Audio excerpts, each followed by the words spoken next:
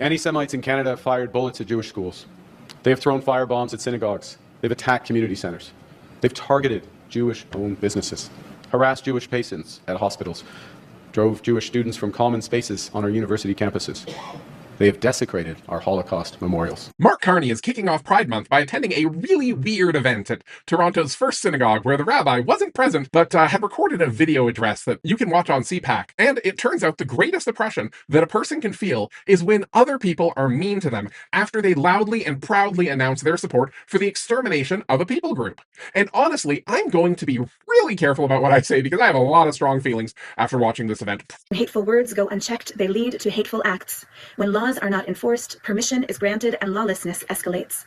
And when Canadian elected leaders publicly condemn Israel, the world's only Jewish state, Jewish Canadians pay the price. Yeah, Carney got up and spoke after that. He did not address it at all as far as I saw, because while much of his speech made it very clear that Canada is pluralist and the government won't take the side of one particular religious group or another or a secular group, I am very doubtful that Carney would have stayed and given his address after a comparable statement had been made at a church, mosque, or a Sikh place of worship, especially a Sikh place of worship. I'm not sure exactly which politicians the rabbi was trying to single out. I suspect she probably didn't want to point out Avi Lewis or Leah Gazan by name. It's a little hard to play the victim when you claim that the people who are being oh so anti-Semitic are a Jewish man and an Indigenous woman who are simply quite unfond of the slaughter of, at this point, probably over 100,000 Semites. It's hard for anyone to get a firm number on exactly how many are dead because the military tends to shoot external observers and then they get added to the non-existent count. It's really sad that Carney stayed and gave his speech. I'm not surprised that he did. He may have even felt uncomfortable with some of the rabbi's rhetoric. As someone who is informed about what the Israeli government has done, it's hard to consider the financing and material support that Israel heaped upon Epstein as a blessing to the world. It's hard to see the transphobia that Epstein himself